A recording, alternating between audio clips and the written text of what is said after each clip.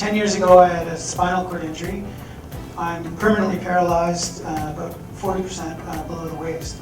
And you might say to yourself, well, you're walking, and what does that mean? And really? Back my snowboard hits the edge of a cliff. I'm looking down at rocks speckled in snow in a big hole in the ground. 10 meters onto the top of my head, my back just exploded, like a kid jumping on a pop can. So I'm paralyzed instantly, I can't move, I'm upside down to my ears. Luckily I was wearing a helmet. I heard my back explode, and I can't move.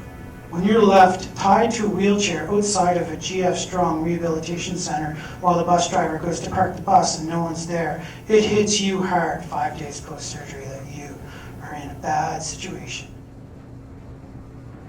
Oh my God, and I break down in tears. Do you think I'm gonna walk again? She's crying, and I'm like, she's like, no, probably not. 6 weeks later, I walked out with 2 canes. I believed, like I think I did before, that I could do anything that I put my mind to. I believe anybody can. I don't believe that you can do it by yourself.